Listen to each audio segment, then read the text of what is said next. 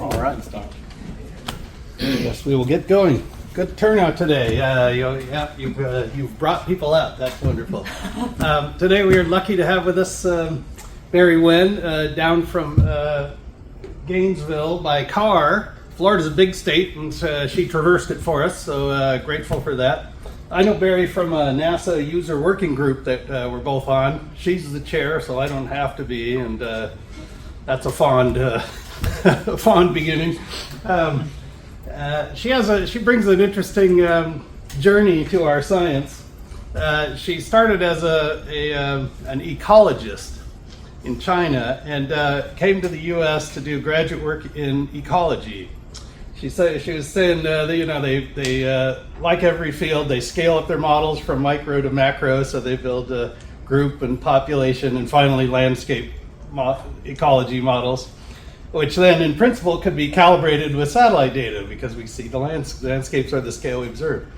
And she discovered, to great discomfort, it sounded like, that these models are very underdetermined. You could fit one of these landscape ecology models perfectly well to today's data in a way that goes like this in the future, and you could fit the same model, tweaking different knobs, perfectly well with today's observations, and it goes like that in the future. And in a fit of intellectual honesty, she said, "This is not science," and looked around the University of Oklahoma, where she was, said, what else could I do in the University of Oklahoma? She discovers the School of Meteorology. Oh, lots and lots of data, models that are verified every day. Oh my gosh, that's science. That's more like science. So she swam over to the School of Meteorology and joined the radar meteorology group there, which is huge, of course, and ended up getting a PhD there, working on filling the gaps of surface radar networks with spaceborne. TRIM was new then, and discovered some interesting me effects from the different wavelengths and things. Real advanced remote sensing work, and very comprehensive, huge data. The hunger for data made her just do it all at a huge scale.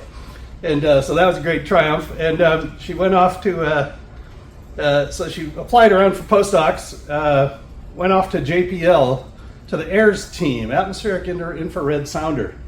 What does that have in common with radar data? Only that it's advanced remote sensing, and people need to know how to do advanced remote sensing calculations to turn out data products. So just a whole nother kind of orthogonal form of remote sensing, and still not necessarily meteorology in the traditional sense. And so a lot of imposter syndrome, I sense we've discussed. Everyone, we all feel it, right? Who here feels the imposter phenomenon? Yeah. Even those of us who are in the middle of the discipline or something. So anyway, after this postdoc at JPL, she landed a job as an assistant professor in the Department of Geography, where they're trying to start a meteorology major there. And there are 4 atmospheric sciences or meteorological professors there, and they've started an undergraduate major in meteorology, competition with ours, I guess. And also this Department of Geography has PhD and master's programs as well. So she's got a group, got students, got got a good startup package, and some people working for her, quality people, tons of data, tons to do, and is really just kind of fishing for collaborations, for ideas, for brainstorming. It's a little lonesome up there probably in the atmospheric science outpost of UF, but boy, so I feel like there might be some opportunities here, and that's what she's come down here to do, is see if there's any opportunities for collaboration here. So we'll probably be over at the wet lab at 5:30, and possibly could be arranged to chat in the morning or whatever else it is. But please make yourselves known to her if you like that. And today she's going to tell us about taming AI for meteorological research, the role of interpretable AI. So big data, big data. Thank you, Brian, for a very nice and personal introduction of me. Yeah, so today I will introduce start by introducing our group. So I named my group as Meteorology and AI Lab. It's MAI Lab. Yeah, this is quite straightforward, right? Like what we are doing, and also because I really love MATLAB. The software I know now is like out of dated. People use Python. All my students they use Python. Yeah, so I use like a MAI Lab to remember MATLAB. Okay, and this is our group. So we have 3 PhD students and 4 undergraduate students. And yeah, so Brian already talked about my research history, right? So this is what I was doing a lot. Yeah, running the WSR ADD ground weather radar, yeah, to collect data and also compare it with the spacebound radar. Previously it's TRAIN, now it's GPM, Global Precipitation Measurement Mission. So it can provide the global coverage of precipitation every 30 minutes. Okay, so I'm trying to bring these 2 sensors together. Yeah, the first step, right? If you bring 2 things together, you want to make sure they are compatible, they are consistent with each other. So we did like I thought I could do a very fast check, right, to see if they are consistent. But then this is the results we got. Yeah, the first image we got. The red color means overestimation. We use the spacebound radar minus the ground-based radar. Red means overestimation, blue means underestimation. And surprisingly, we found out it's all red color. It's all red, which means the spacebound radar is has overestimation or higher than every single ground weather radar by like 3 dBz. That's a lot because 3 dBz in terms of precipitation rainfall is like 50%. Okay, yeah, so it's huge. And we published this paper on BAMS. Okay, so this is what I did before. And what my students did, I tried to expand my research horizon since I went to UF.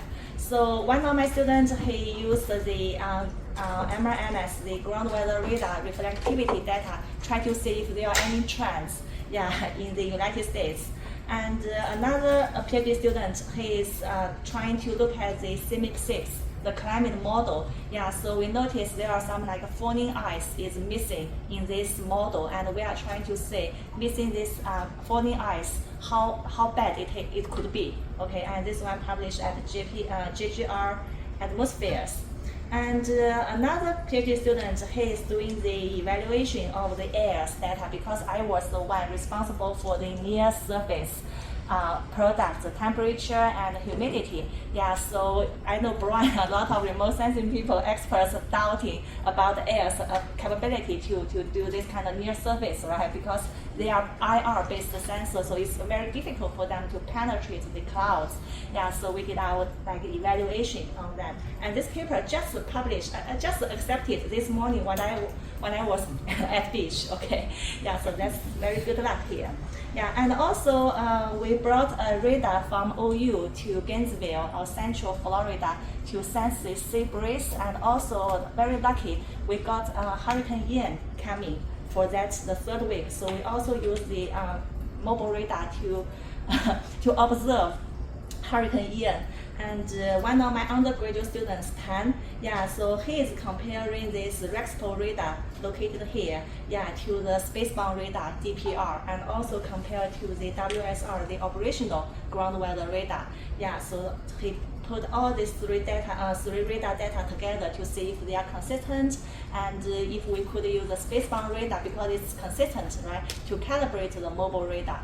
Yeah, and sadly, yeah, Tan, this guy, he is applying here for Michael. Yeah, so he is abandoning me. Okay, yeah, not very proud of, but yeah, but I think it's good for him. Okay, so you can say I was pretty happy, right, in my domain as every like domain scientist like you, right, until this black box coming. Yeah, then we are entering AI era, right?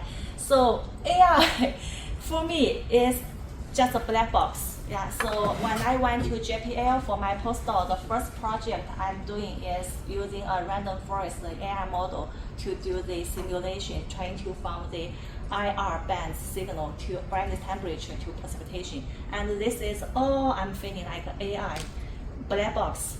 what's inside, what can it do? I have no idea, and I don't know if it's trustable, right? And I believe every one of you have the same feeling if you are domain scientists, okay? And then they told me it's a magic box. Yeah, it is. It was.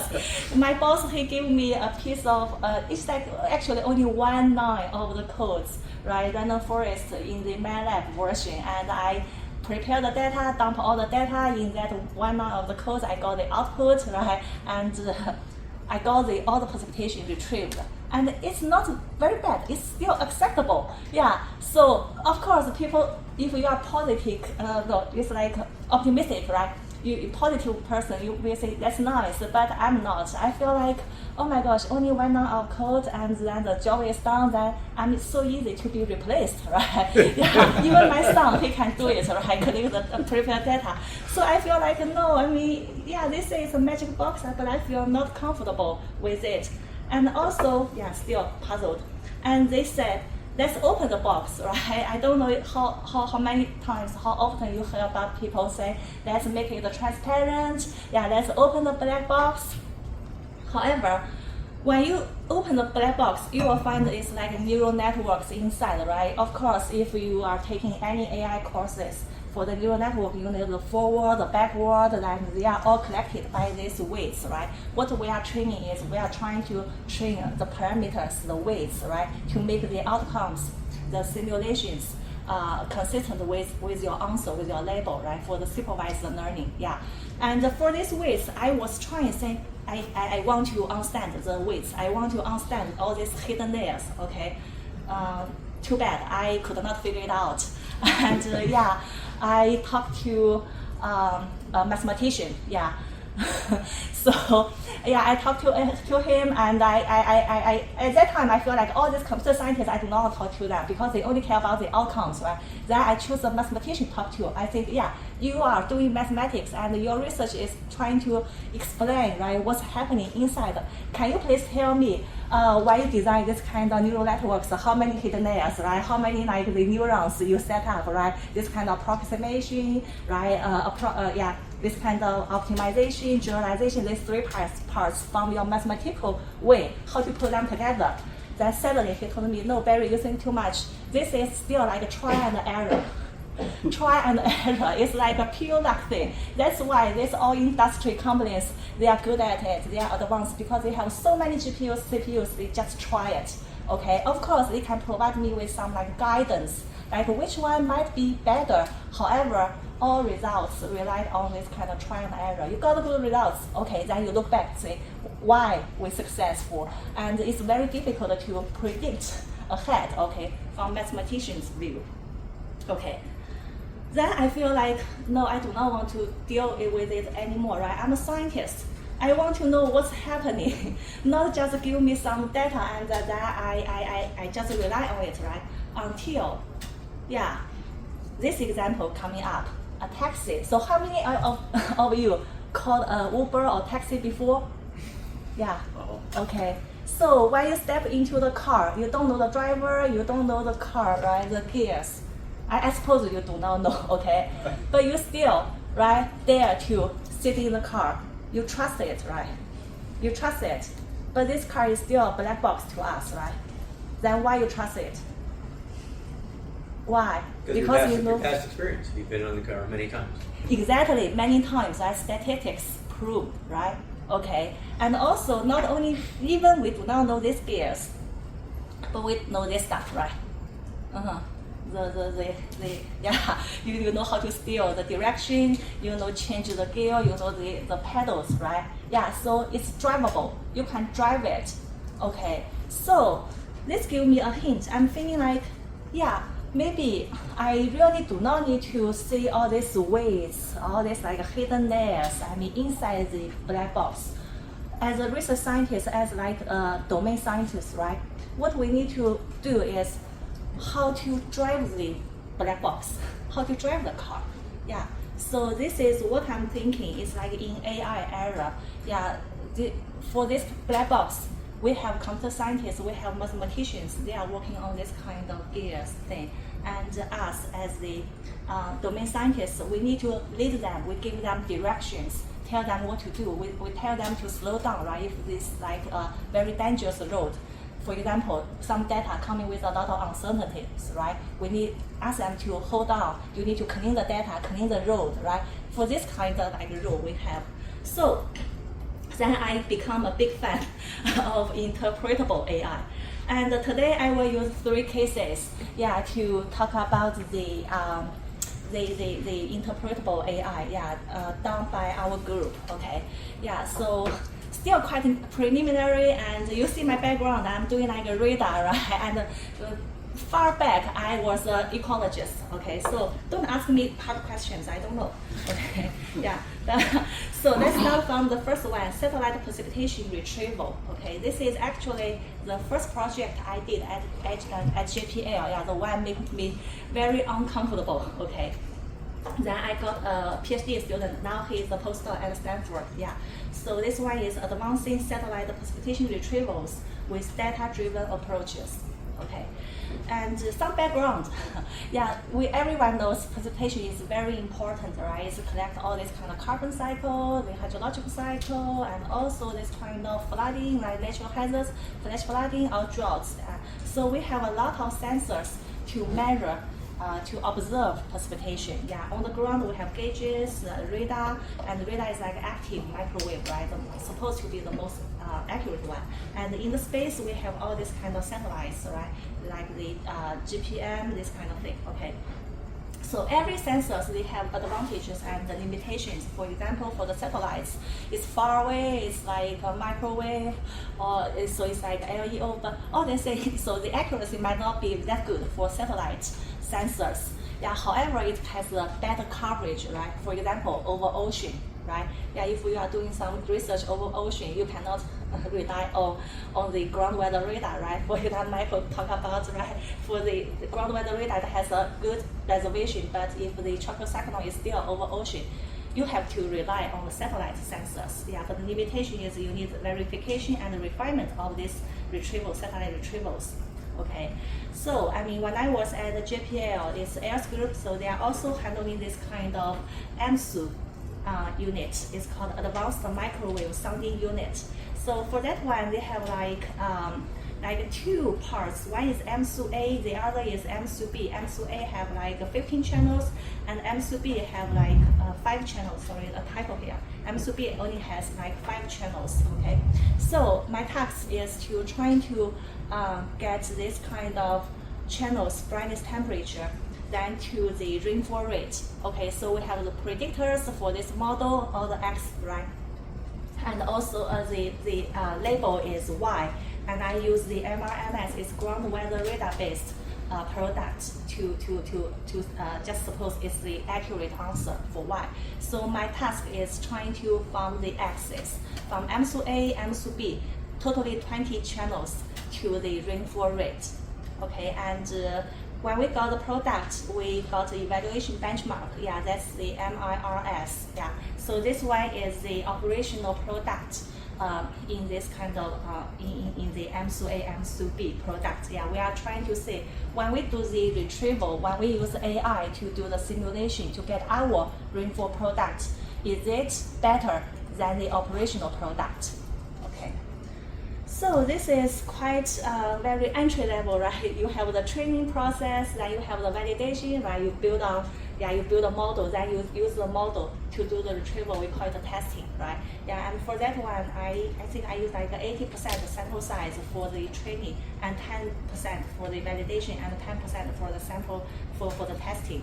Okay, and of course, we have like a little bit complicated architecture.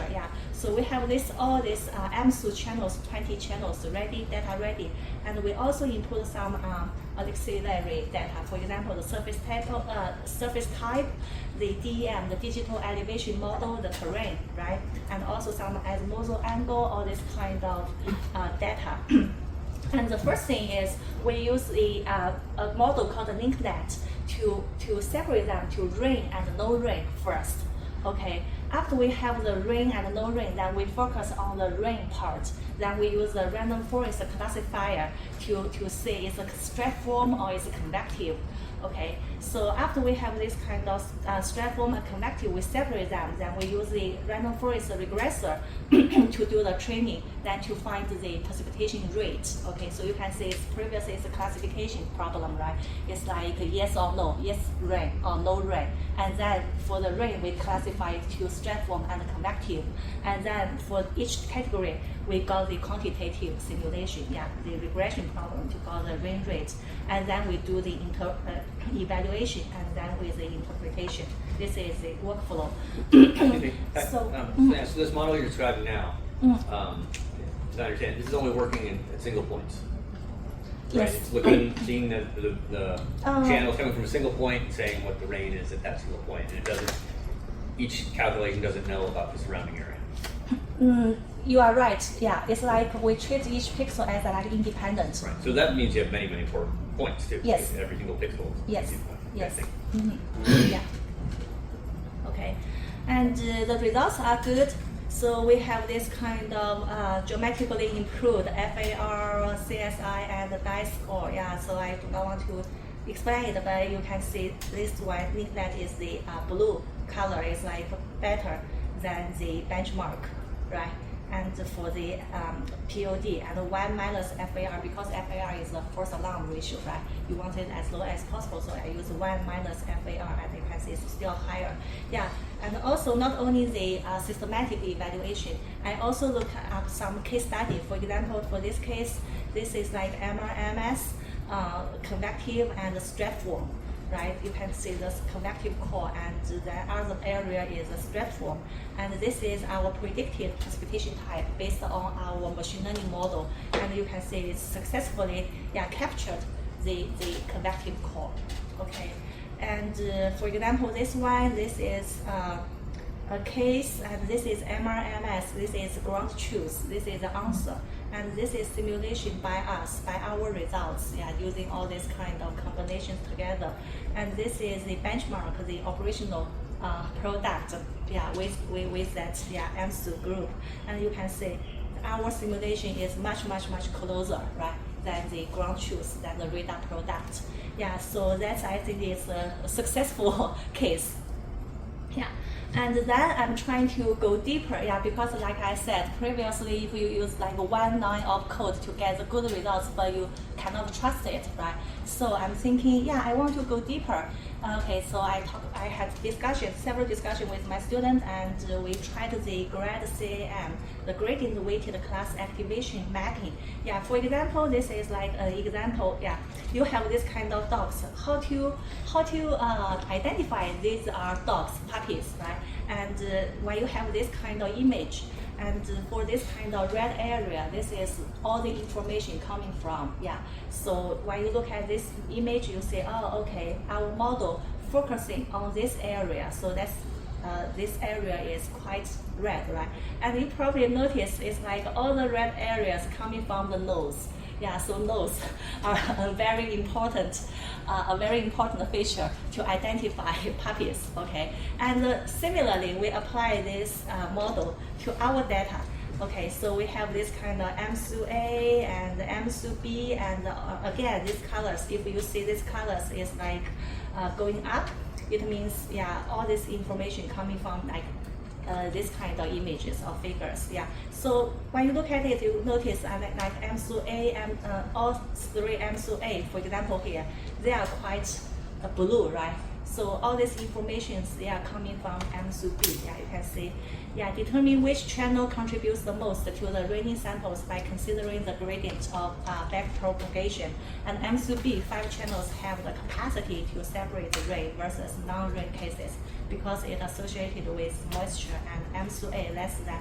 That's what contributes the variant surface emissivity. Yeah, this is when you find this one, got this figure results, see this kind of red color or like a brighter color, then we go back trying to have some interpretation. Okay, And not only that one, and also we talk about the for random forest classifier, right? Everyone knows random forest can give you this ranking of importance of the contributions. Yeah, so we also tried and we found this kind of the contributions, and it's again M2 B or M2A 89 gigahertz contributes the most. Okay. And so for this paper, the conclusion is a data-driven approach can efficiently predict the surface rainfall rates with reduced bias, and including rainfall segmentation and precipitation type can contribute to 130% and 32% improvement respectively. Yeah, I did not include the details here. This is how we improved the 1.9, okay, from 1.9 of the codes we built up the whole system, okay. And then we found the higher frequency channels are effective at separating rain and no rain region, and the 89 gigahertz and the 150 gigahertz channels are important for quantify precipitation rates. And if you are interested in this paper, you are welcome to check out the paper.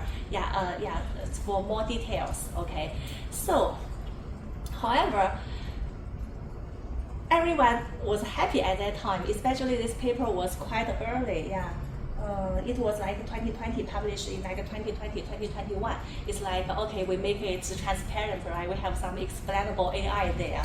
Actually, when people talk about XAI, people think about explainable AI, this kind of ranking thing. However, in my eyes, I ask myself, is this feature importance enough for explain the black box? I don't know you guys, but it's not enough for me. It's not enough for me. Yeah, so I'm feeling it's make me feel better, but still not enough. Okay, then I kept going. The second case study. I just want to ask about this product. So obviously the results you showed are very good. Yeah. They look good. Yeah, good. Yeah, so I was asking about the points before. So how many data points did you train on? It's totally 4,000, more than 4,000 orbits. What's an orbit? Orbits is like the swath. Okay, so and every one of those is a point. Yes, then you can do has many points. So it's like millions or billions of points, or yes. What do you think? Yeah, millions maybe Okay. at the scale of millions. Yeah, Right. A big data, like Brian said. Sorry, about the the features. Go back to the features. Your BARD. Bars.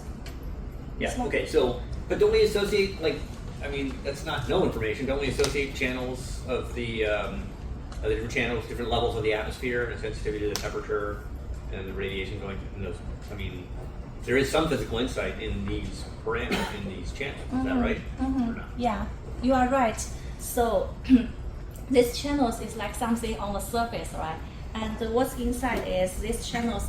They have this kind of weighting function, right? Yeah, to some channels, put it here is more important because of emissivity, or some channels, because of this temperature, more sensitive thing. Yeah.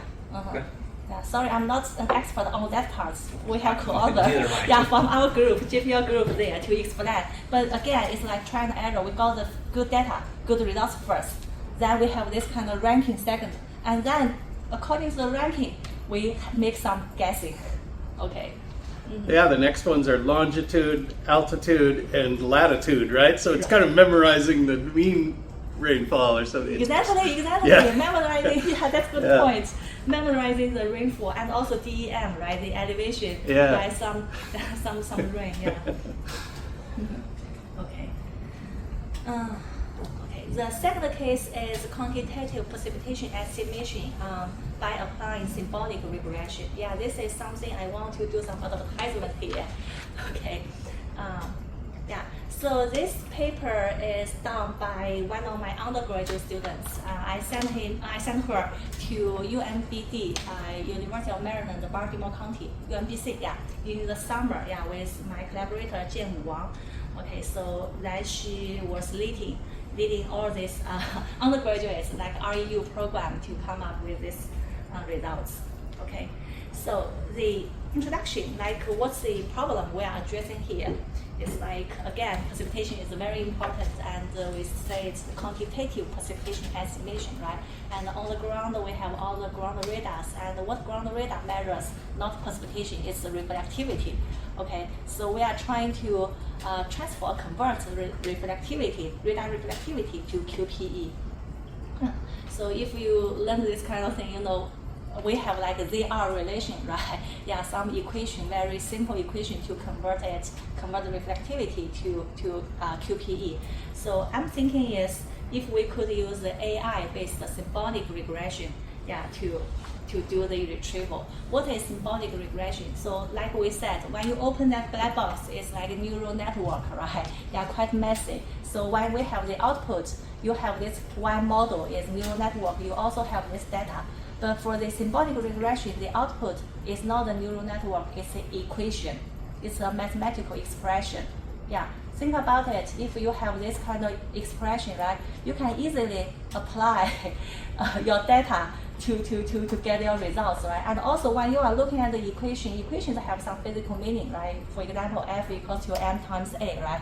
From Newton, right? You know this kind of mass, it's like acceleration, right? So equations you can have, it's like much more interpretable, right? Okay, so this is something I really want to, it's actually inspired me for this kind of symbolic regression. So I try to use symbolic regression to update this kind of ZR relationship. Oh, sorry, yeah, so this is the ZR relationship in your textbook, right? For example, if for the convective rain, they have like Z is the reflectivity and R is the rainfall rate.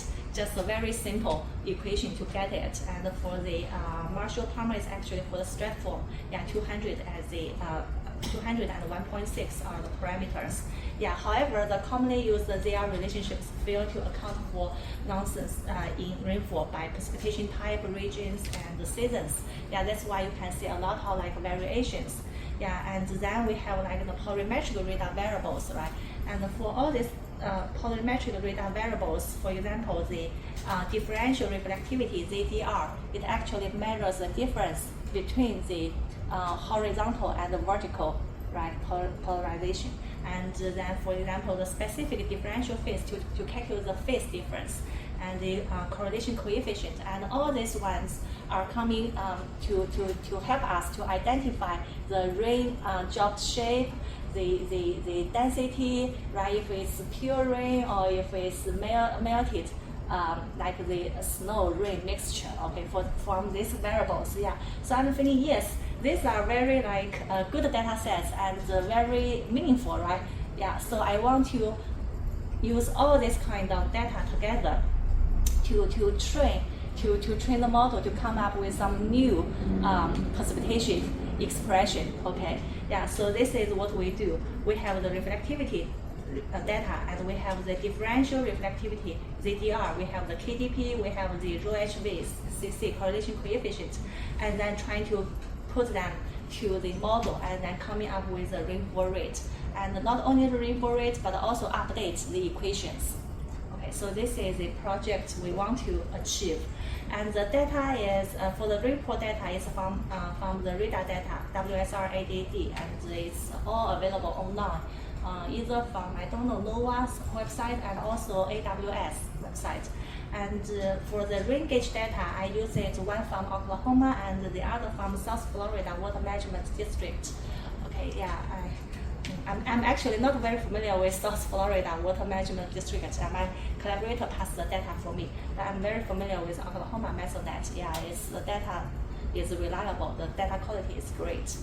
Okay, and then it's like we matched the data together, right? For each like pixel, this kind of you have reflectivity, you have like ZDR, you have ρHV, CC that matched with the gauge measurements.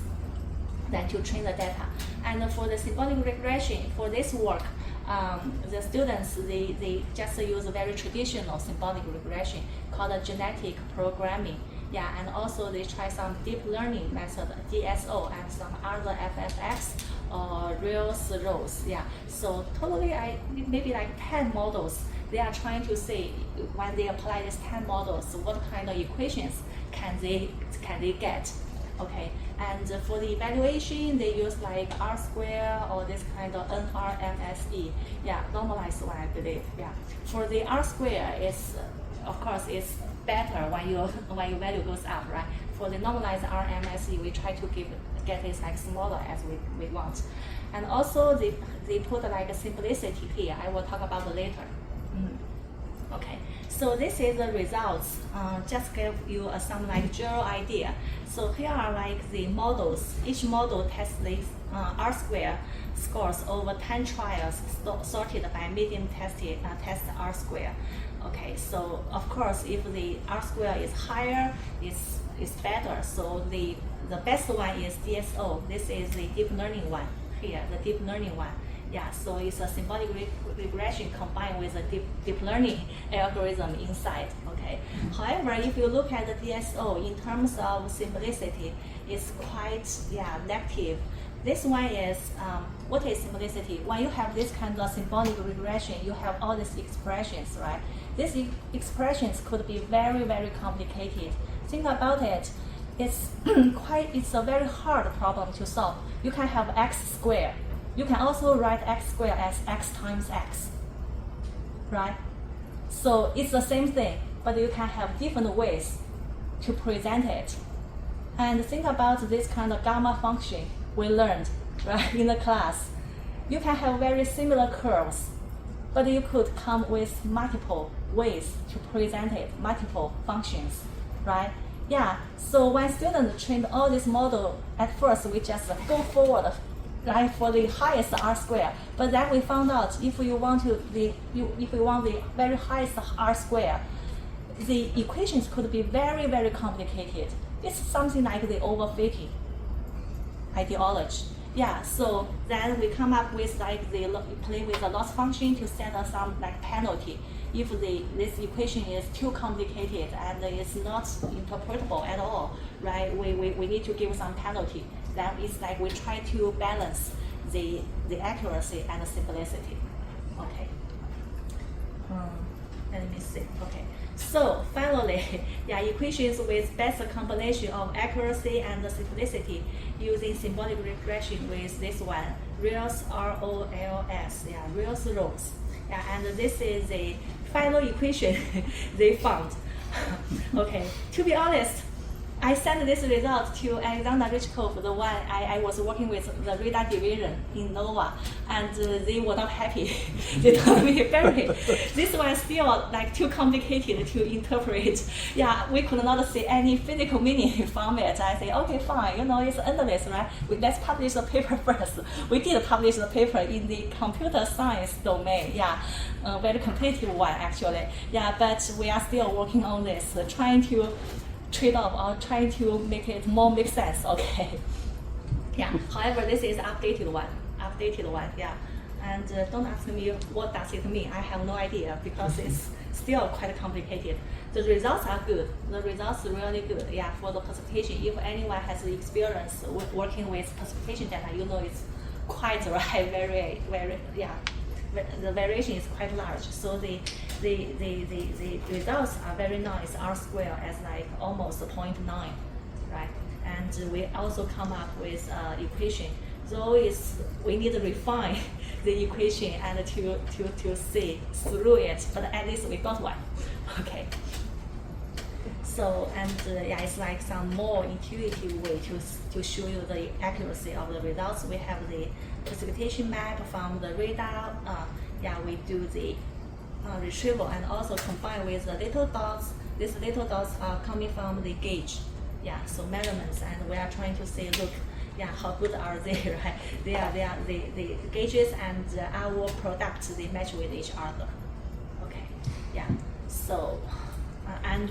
So we did not stop there. Then we realized that for this data, we just combine them together. Then students coming to me said, we want to break them down to different categories before we apply the symbolic regression.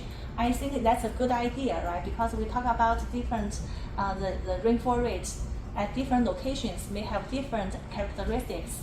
Yeah, so the students keep going. They trying to break them down to different categories. They tested like clustering algorithms or decision trees or setting a threshold using ZPR and Ray to subset the data prior to running symbolic regression. Yeah, and finally they found they also give this kind of play with the loss function, right? Like a lot of people did for AI. They try to play with the loss function. Yeah, so prior to training, split the data into 3 groups of low, medium, and high rainfall rates, and then add to the loss if the model predicts a rainfall rate not aligning with the groups. So by doing this, we are trying to make the model constrained by the physical understanding, because we already put them to different categories, right? If we think it's light rain, then your rainfall rate is very high. It's a heavy rain category, then it's not good, right? So it's like a contrast. Okay, so by playing with the loss function, yeah, students improving it, and finally they found a good equation to like balance the accuracy and also the simplicity.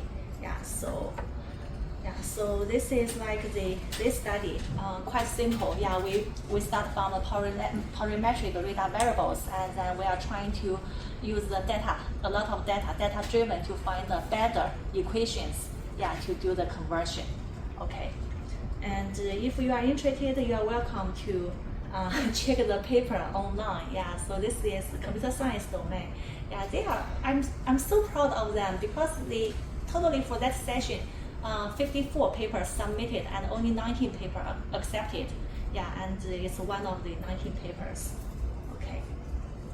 And the third case is the tornado probability prediction. Yeah, I'm shaking talking about this. Okay, why I started this because I don't know if you guys know Bryce Crawford, Dr. Bryce Crawford.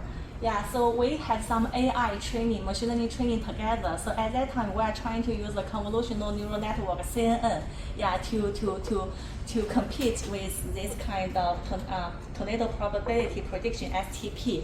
Okay, and we failed at that time. But at that time, I feel like STP.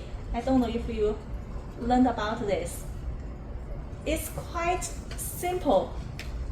Right, this kind of equation, right? They have like the ML cape, the MLLSCL, and the MLCIN, and the wind, and this kind of ESRH, right? Put them together, coming up with the equation, and then all the forecasters, the National Weather Service operational centers, they are using this one, right?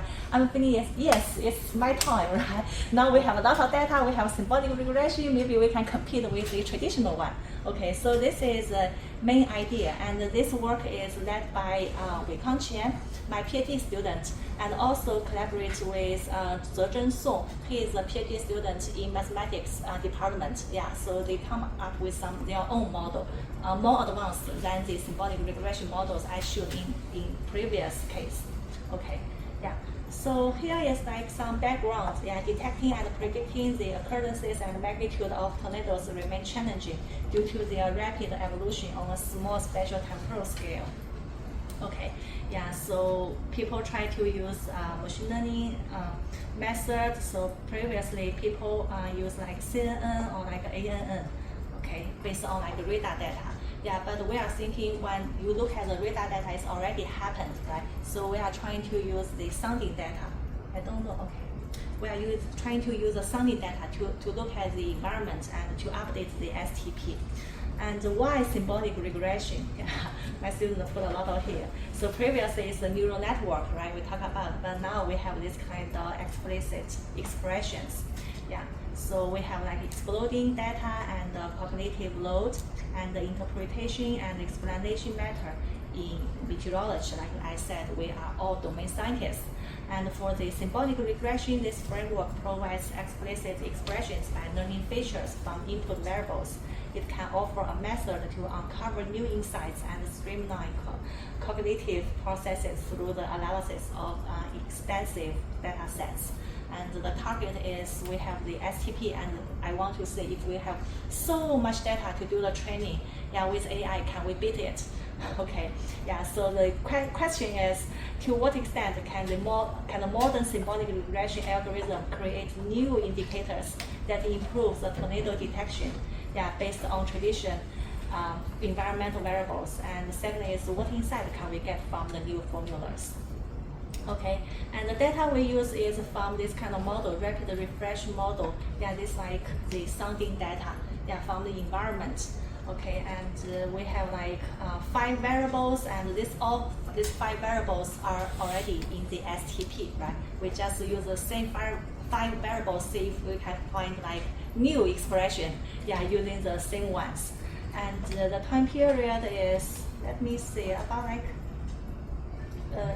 6 years, yeah, or 6 or 7 years, and the total event number is more than 22,000. Yeah, and recorded tornadoes is like more than 10,000 tornadoes there. Okay, and this is like the distribution of all the tornadoes.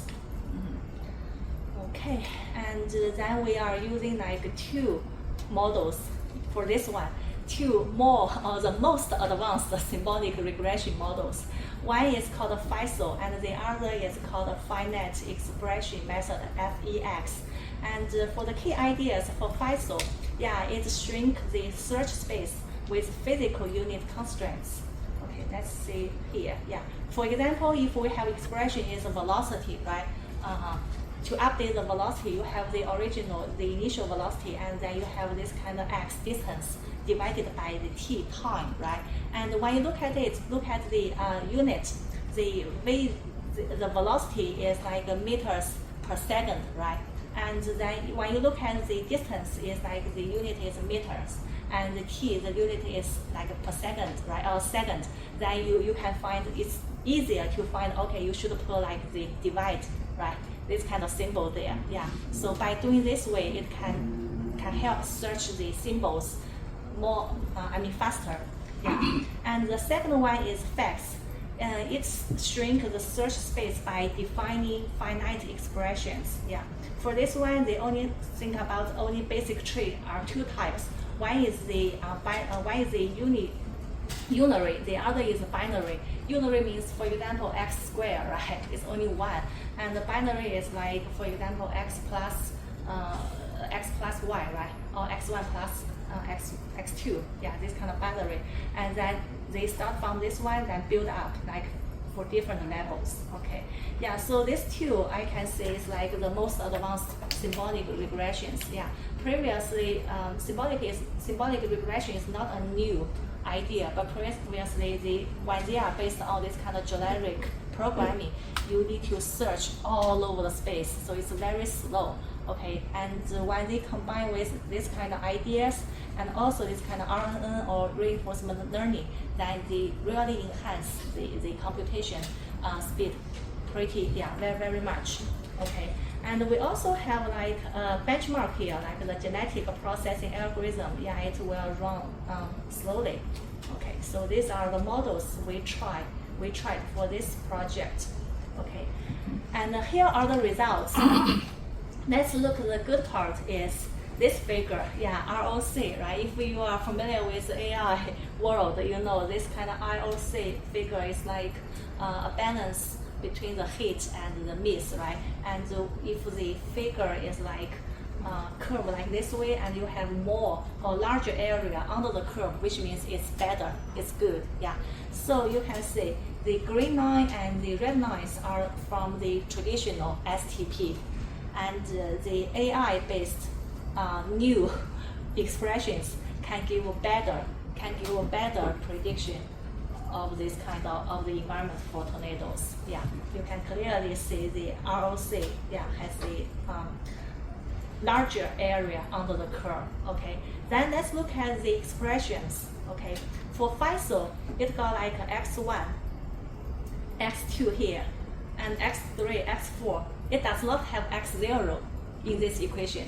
What is x0? It's MLK, prime mixed layer, convective available potential allergy. It's not in this at all, in this equation at all. Then let's look at FEX. Yeah, FEX does have the x0, but the x0 divided by 15,000, this kind of coefficient. Okay, it will make the x0 contribution very small, right? Yeah, so x0 not there. And let's look at the pi SR. x0 still not there, okay?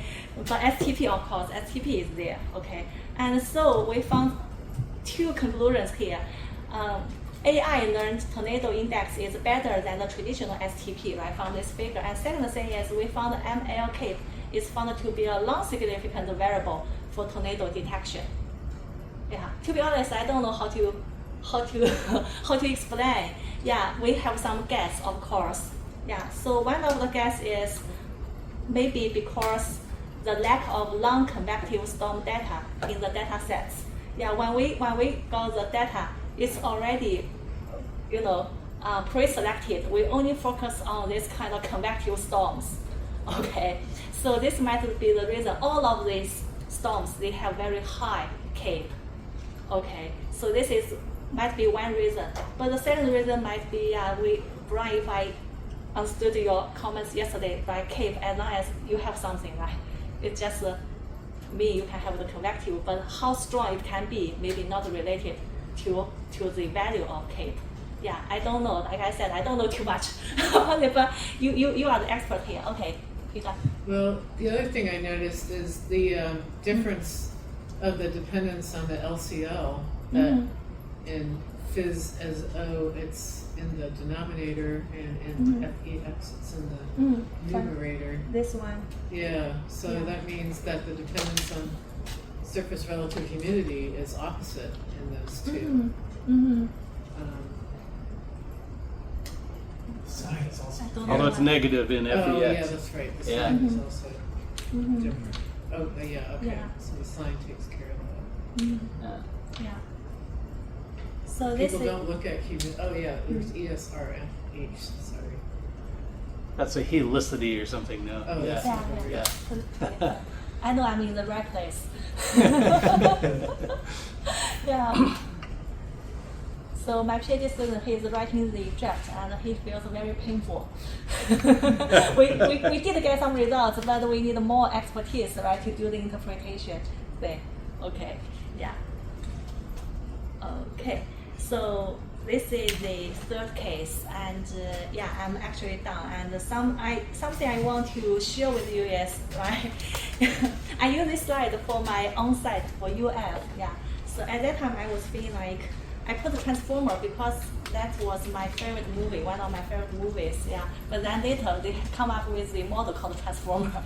Okay, such a nice coincidence.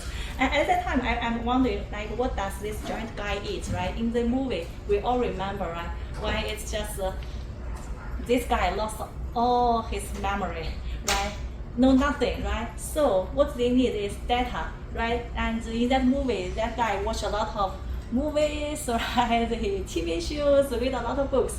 So we need data, right? We need, for my aspect, is remote sensing data, and for you, you have all your expertise to provide the data, to feed it, right? Then it can grow. But is data good enough for this kind of AI era? We have model, transformer, we also have data. Is it good enough?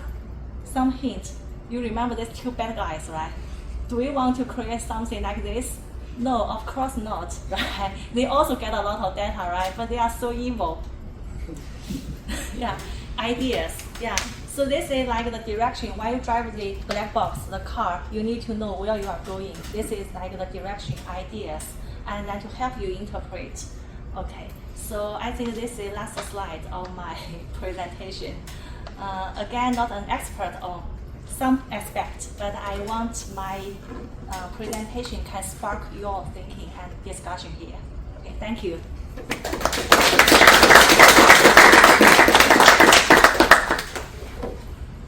Questions? So on the symbolic regression for comparing the STP, so on the one hand you have the general symbolic regression idea that you want to have terms that are familiar and interpretable, but then there's also like the human element of seeing like an STP that have all these nice round numbers that are like 1500 and 2000, and like nothing has anything in the ones column, and then compared to like the coefficients that the model finds, we go out to some decimal point, I guess, is there any like extra layer of consideration when you're showing it to like a domain forecaster or scientist of like, we might lose a little percentage of performance if we use like a nice round number, but they'd like to see that because it feels better to look at or something. Yeah, exactly. This is like the trade-off, like between the accuracy, right? How accurate, how precise, and the interpretability for the forecasters when they feel like feel comfortable. Yeah, and also even for this, I'm not satisfied with this because, like I said, I cannot understand the scale. Yeah, but one thing is my limitation is like this kind of dynamics thing. I'm not very good at. Yeah, I need to rely on your expertise. And the other thing is these are still like quite complicated. Yeah, we need to like both simultaneously. Yeah, improve.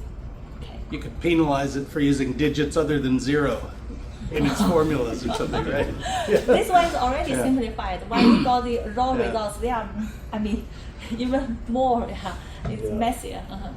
Okay. So all the AI versions perform like, to me it looks like all the lines are almost on top of each other. If you, I mean, how would you go about selecting which one is the best? Yeah, I mean, are there any, is one more efficient than the other in practice?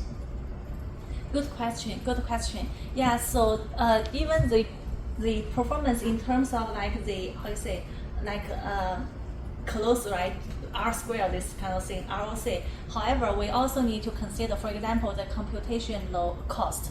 Yeah. For example, this one FISO. For FACS, it took me like 3 days to do one training. Don't laugh. For FISO, it took my student 2 weeks. Yeah. So I was like, what are you doing? Where are you? I'm waiting for FISO. Okay.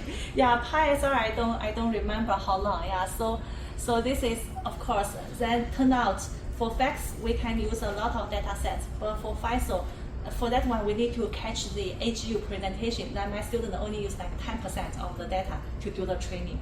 Okay, then the FACS people got angry. Yeah, because they feel like FISO even use 10% of the data sample is like achieve like similar results.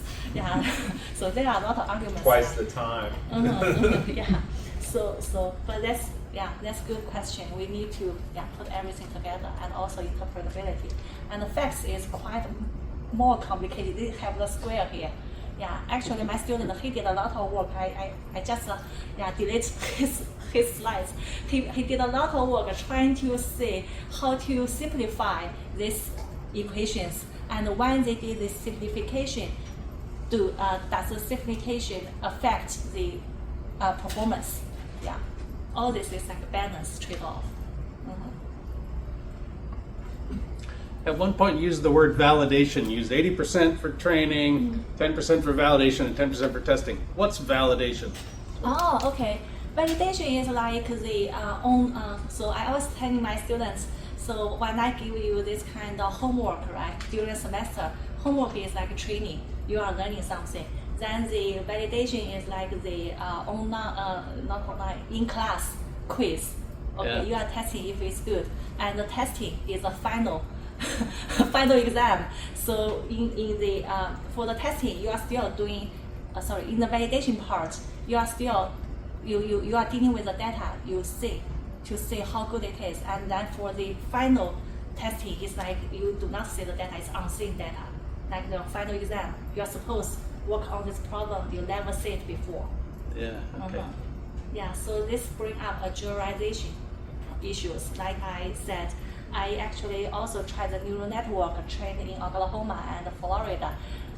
My students, they came up with 2 models, one trained in Florida, one trained in Oklahoma. Then they both performed good. But I say, hey, can you try your Florida trained model to Oklahoma, right, unseen data? And he tried and found the results not good. So the generalization is a big thing, in machine learning. And does it matter what order you feed the pixels in? It could be one aspect. It's like sampling size, and the other thing is maybe we need to think about why they are different. The location is location, right? But behind that, for the precipitation, maybe the precipitation type, not only the convective stratiform, but also the particle size, the range of size, distribution. The microphysics part is different. If we can go to that deep, working on this microphysics, training on that part, I think it can be better. Yeah. Well, wonderful. All right, slide 69 of 21 is going to be the end here. Another advertisement, AGU has a new journal. Yeah, JGR, Machine Learning and Computation, and I'm the editor for that journal. So if you are interested in that journal, yeah, you can. If you have any question, you can ask me. Okay. New JGR journal. All right. Okay, thank you.